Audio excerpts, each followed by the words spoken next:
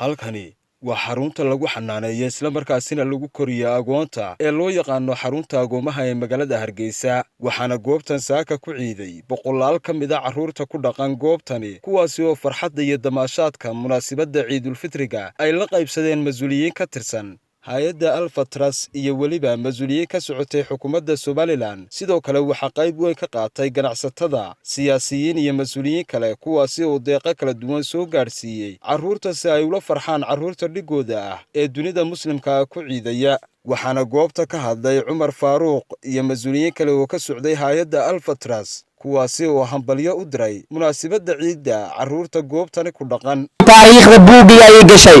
taariikhda buugiga noloshayda ay gashay sababtoo ah farxad waxa ugu filan waxay tahay inaan arko dool cadeynta ilmaha oo kala ah ilaahay subhanahu wa ta'ala fadligiisa waan ku faraxsanahay dhammaan agaasimayaasha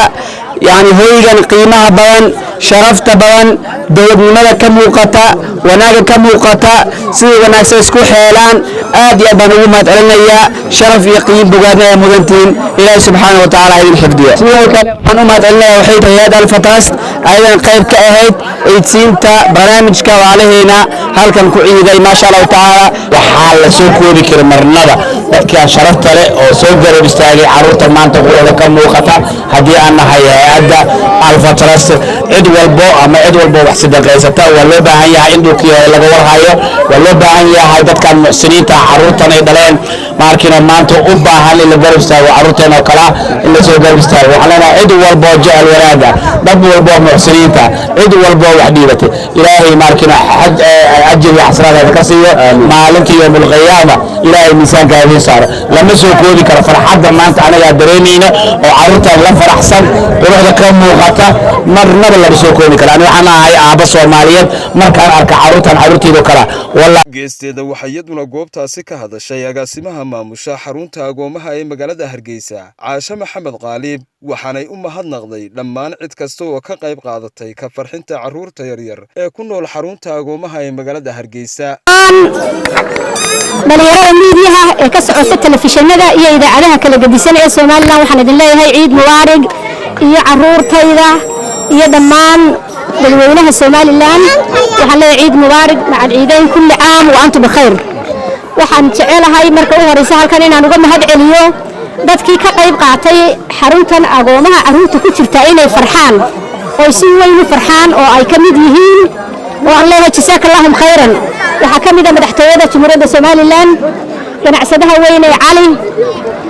Omar Amid Foundation hay'adda Al-Khayr Dr. Mahdi Children's Hospital Alpha Trust Taakulo siyaasi Jamaal Cali Xuseen oo maanta isaguna la ciiday xarunta agoonta isagoo waliba sida xalawiyaad waxaan isagana ugu mahadnaqayaa inuu ka farxiyo carruurta iyo dhammaan dadkii ciidiyay ee ka qayb qaatay ee aanan halkan ku soo koobi karin magacyadooda waxaan idin leeyahay jazakallahu khayran aad iyo aad baan idinka mahad celinaynaa waad ka farxisaan carruurta waxaan idinka abaalin doona Ilaahay Maxamed Cumar Daariq RTN Hargeysa Somtel isgaarsiin socdaasho satellite lagu xiray sakanka go'een bay Somtel na siisay kaalayo la saaxiib Somtel waxay idin haysaa internet xawaare sare leh ku shubo $5 oo kaliya oo hel 6 GB ku shubo $10 oo hel 13 GB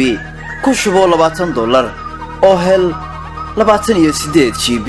ku shubo $30 oo hel 40 GB adiga oo kaga shubanaya adeega casriga ah ee dahab sidoo kale ku raaxayso adeega muraad ku shubo $3 oo hel 10 daqiiqo oo ku hadala